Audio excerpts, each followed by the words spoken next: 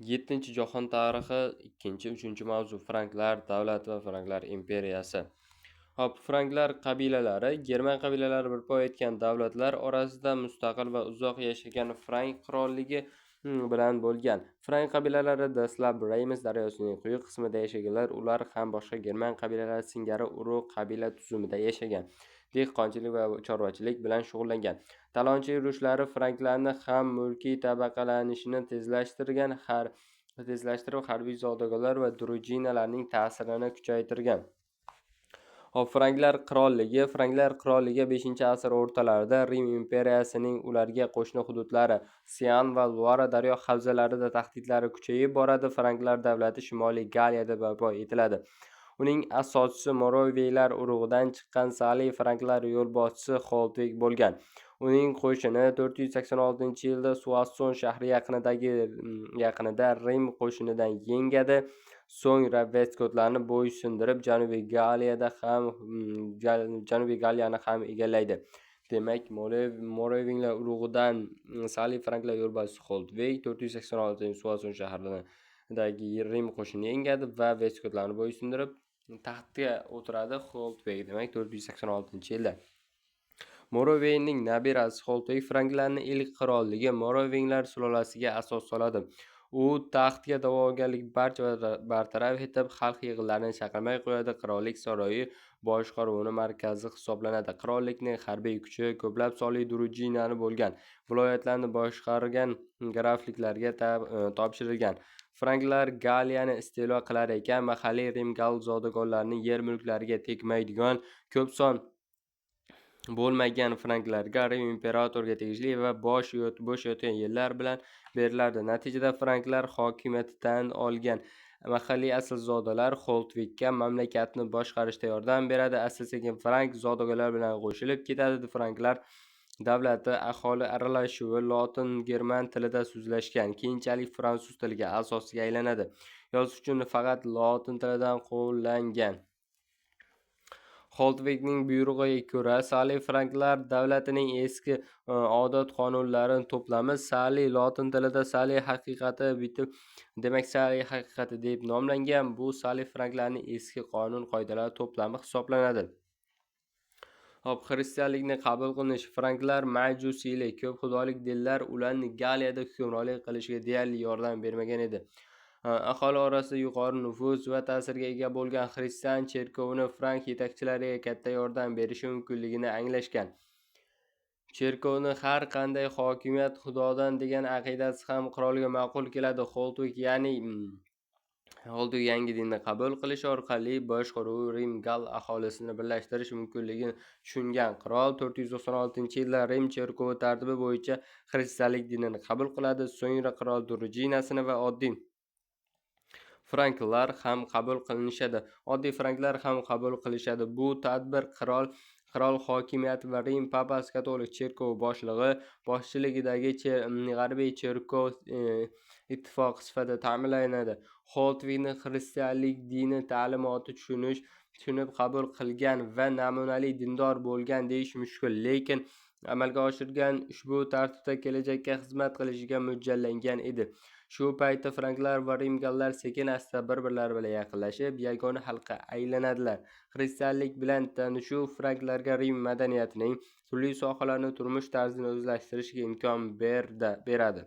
Xoltvigning mamlakat hududi o'g'illarga taqsimlab berishi keyinchalik davlati parchalanib ketishiga sabab bo'ladi. Franklar tuzgan dastlabki davlat uni boshqargan sulola nomi bilan atalgan. 10-asrda poytaxt Parij atrofida viloyat de France nomidan chiqib, Fransiya deb atala boshlanadi. O'tmishda yurtimizda uni Farg'oniston yoki aholisini esa faranglar deyishgan. Karl Martel davrida franklar qirolligiga xavf solib nizolarni barham beradi. Franklar hududida Pirney orqali o'tadigan arab qo'shinining bosqini boshlanadi. 7 kun davom etgan 738-yilda Poitiers jangida Karlning otli qo'shinlari arablarning hujumini to'xtatishga muvaffaq bo'ladi. Bu g'alaba sharafiga Karlga Martel bolg'a laqabi beriladi. tashqi dushmanlar hujumini qaytarish uchun franklar qo'shinini isloh etish hamda kuchli otliq qo'shin tuzishga majbur bo'lganlar.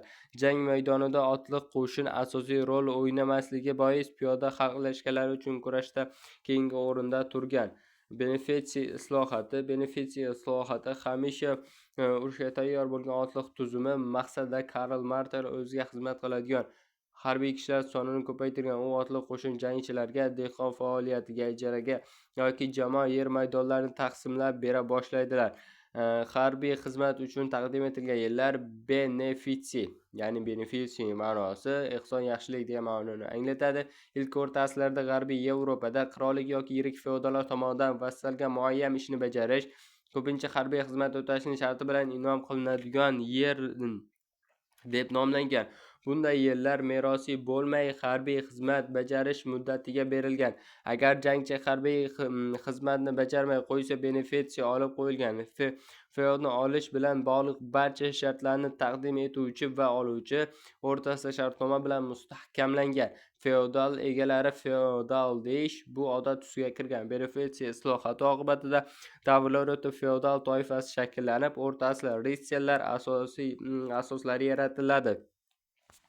Davrlar o'tib benefitsiya islohoti xizmat o'tash sharti bilan merosga o'tkazila boshlaydi. Natijada 10-asrda benefitsiya feodga shartnomaga ko'ra harbiy xizmat va boshqa majburiyatlarni bajarish sharti bilangina berilgan yer mulk hisobiga aylanadi. Karl Martelning o'g'li Pipin Pakana otasi yuritgan cherkov yerlarini musodara qilish siyosatidan voz kechishga qaror qiladi hamda cherkov bilan yaqinlashish siyosatini amalga oshiradi. Chunki merovinglar qirollari taxtdan tushirib, o'zi qirol bo'lish uchun papalar yordamiga muhtoj edi va nihoyat Pipin Pakana o'z maqsadiga erishadi. Merovinglar sulolasidan bo'lgan so'nggi qirol taxtdan tushirib, Rim katolik cherkovi papasini qirol bo'lish istagini bildiradi, uni qo'llab-quvvatlashni so'raydi. 751-yilda Suason shahrida frank zodagonlar yig'ilishida Pipin franklar qiroli deb e'lon qilinadi. Shunday qilib, Karolingiya sulolasi rasman 751-987-yillarda hukmronlik qila boshlaydi. Asli sulolaning asoschisi Pipin Pakana bo'lsa-da, davrlar o'tib tarixchilar uning avlodlarining eng mashhur vakili Karl nomidan sulolani Karolingiya sulolasi deb nomlagan. Ko'p o'tmay germanlarning Langobard qabilalari Rimni qamal olganida papa Pipinga yordam so'rab murojaat qiladi. Pipin Italiyaga yurish boshliq Langobardlarni qirolini avval bosib olgan shaharlar va markaziy Italiyani papaga berishga majbur etadi. Ushbu hududda 756-yilda papaning dunyoviy davlati, hozirgi Vatikan vujudga keladi. Franklar Pipinni Pakana deb ataganlari uning bo'yi haqiqatan ham past bo'lgan, ya'ni 135 sm. Ammo aytishlaricha qirol jismoniy jihatdan kuchli bo'lib, uzun shamshirdan mohirona foydalangan. Buyuk Karl Pipinning o'g'li bo'lib, franklarning davlatini 768-814-yillarda 46 yil boshqargan. Karl barvasta, kuchli va bardoshli inson bo'lib, o'rta asrlarda Buyuk Karl haqida ko'plab rivoyatlar va qo'shiqlar bitilgan. Adiblar va so'znomalar uchun harbiy jasoratlari, adolatparvar va donishmandligi madh etishgan. Uning lotincha ismi Carolus-dan Yevropa mamlakatlari hukmdori o'zlarini Karol, ya'ni qirol deb atay boshlaganlar. Karolga buyuk nomi berilgan, demak Karolinga buyuk nomi berilgan. Davlat tuzganligi va ko'p yurish boshchilik qilib yirik saltanat tuzgani uchun unga buyuk nom berilgan, Karlga demak. Karl hukmronlik davrida 53 ta harbiy yurishlar qilgan, katta qo'shin bilan uzoq yurishlarni boshlab, Rim papasi ko'maklashish uchun 2 marta Alp tog'laridan oshib Italiyaga bostirib kirgan. Karl Langobardlarni mag'lub etib, ularning qirolini asir olgan. Italiyaning katta qismi franklar davlat mulkiga aylantirilgan. Karl arab hukmronligini Ispaniyaga bir necha va yurish qilgan, bosib olgan hududda Ispan markazi tuziladi. Frank qo'shinlarining eng uzoq davom etgan va og'ir urushlar Reyn va Elba daryo oralig'ida yashagan saks qabilalariga qarshi 772-804-yillarda olib borgan. Demak, Frank qo'shinlarining eng uzoq davom etgan og'ir va kurashlari Borain va Elba daryosidagi Saks qabilalariga qarshi 772-804-yillarda olib borilgan. Karl shafqatsizlik bilan bostirib, ma'lum darajada sakslarni xristianlik dinini qabul qilishga ham o'z hokimiyatini oldirishga erishadi. Monastirlar zabt etilgan, franklar katta yer mulklariga ega bo'lishadi. Karolinglar imperiyasi Buyuk Karl hukmronligidan so'nggi yillarda Frank qirolligining sobiq imperiyasi hududi bilan qiyoslasa bo'lar edi. Bu holat Karl maslahatchilari ostida uni qadimgi rimliklarga tahdid qilib imperator deb e'lon qilish g'oyasi tug'ilishiga olib keladi. Bunday imkoniyatga ega 800-yilda Rim zodagonlari tomonidan Lev IIIga qarshi ko'tarilgan isyondan foydalanib erishiladi. Rimlar tomonidan hujumga uchragan papa katolik cherkovi soliqlar namoyish etgan Karl saroyiga boshpana izlab borishga majbur bo'ladi. U buyuk Karldan yordam so'rab, papaning iltimosiga rozi bo'lgan Karl qo'shin yuborib isyonni bostiradi. Rim papasi minnatdorchilik sifatida 800-yil dekabrda Rimga kelgan Karlga avliyo Pyotr ibodatxonasida imperatorlik tojini kiygizadi. Shu tariqa Karlning muhridan ko'rsatilgan yangi imperiya tashkil topadi. Uning markazi Axen shahri bo'lgan. Davlat boshqaruvi Karolinglarda moliya, soliq, harbiy soha, oshxona, otxona va hokazo yirik qator mansablar bo'lgan. Hop, endi yirik qabila gersoglar. Gersog nemischa saylangan harbiy yo'lbosh, keyinchalik merosiy qabila boshlig'i boshqargan. Davlat o'tib gersog eng yuksak zodagonlar unvoniga aylanadi. Yirik bo'lmagan hududlarni imperator tayinlagan graf nemischa qirol tayinlagan amaldor boshqargan. Ushbu atama ham zodagon unvoniga aylangan. Karl o'z davlat chegaralarini mustahkamlash maqsadida markalar, nemischa chegara viloyatlari tuzgan. Ularni markgraflar nemischa chegara viloyat hokimi boshqargan.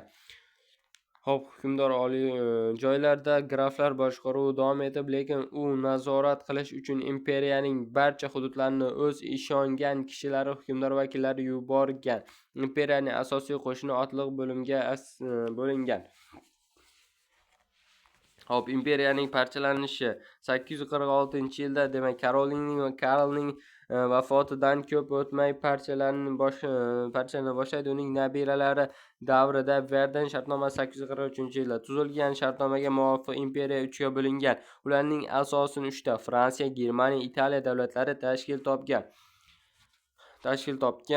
Verden shartnomasidan so'ng Karolingiya imperiyasining g'arbiy qismi Buyuk Karl nabirasiga berilgan. Natijada g'arbiy Frank qirolligi vujudga keladi. Bu hududda aholining asosiy qismi shimoliy roman tilida so'zlashuvchi rimgallardan iborat bo'lganligi uchun fransuz xalqining shakllanish jarayoni jadallashib, hudud Galiya emas, balki Fransiya, franklar mamlakati deb ataladi. Ushbu davrda Karolinglar hokimiyati zaiflashib, boshqa xalqlarning tinimsiz hujum qilishlariga imkon berdi. Natijada yirik feodal birlashib mamlakatni bosqinchiliklardan himoya qila boshlaydilar. Karolinglarning so'nggi vakili, eslab qolinglar, Karolingning so'nggi vakili Lyudovik V vafot etgach, zodagonlar va ruhoniylar 987-yilda Robertlar xonadonidan bo'lgan graf Gugo Capetni Fransiya qiroli deya e'lon qiladi. Demak, imperator franklarning eng oxirgi vakili Lyudovik V vafotidan so'ng 987-yilda Capetinglar sulolasidan bo'lgan Robertlar xonadoni graf Fransiya qiroli deya e'lon qiladi. Shu tariqa Capetinglar sulolasiga asos solinadi. Hop, qirollik Capetinglar sulolasi amalda mustaqil bo'lmay, qirollik 9-10 asrlarda bir qator mustaqil mulklar, Normandiya, Akvitaniya, Burgundiya gersonliklari, Toulouse, Champagne, Flandriya grafliklariga bo'linib ketadi. Fransiyada 9-12 asrda qishloq xo'jaligi, hunarmandchilik va savdo-sotiq rivojlana boshlaydi. Qirol o'z domeni, yer, mulk, Parij va Orlean shaharlarini o'z ichiga olgan 2 Frans qirolligi hukmronlik qiladi. Hop, 13-asrda boshlarida o'z domenini o'rnatib, mulklar kuchaytiriladi va asta-sekin Fransiya birlashtira boshlaydi. Qirol Lyudovik VI qirollik yerlarda turgan baron qal'alarni o'ziga bo'ysundirishga muvaffaq bo'ladi. Uning o'g'li Lyudovik VII 1308-1137 esa Oktavian gersogligining merosxo'ri Eleonoraga uylanish orqali o'z yerini yanada kengaytiradi. Lyudovik 7 nima sababdan o'z yerini kengaytiradi desa, Akvitaniya gersogligi merosxo'ri Eleonoraga uylanishi orqali o'z domenini yerlarini yanada kengaytirib oladi. 1108-1137-yillarda Lyudovik hukmronlik qilgan 7. Hop 13-asr boshlariga kelib Fransiya deyarli butun hududi Filip IIning hukmronligi o'rnatilib, qirol hokimiyati ancha mustahkamlandi. Hop bugungi mavzumiz tugadi. Agar sizga qo'llanmasi, testlar, savol-javob, dars jarayonida bo'lgan savol-javoblarni Telegram kanalimga joylab qo'yganman. Telegram kanalimga tushish uchun kommentariyada havolasini qoldiraman. Sizlar bilan Sardorbek. Keyingi darslarda ko'rishguncha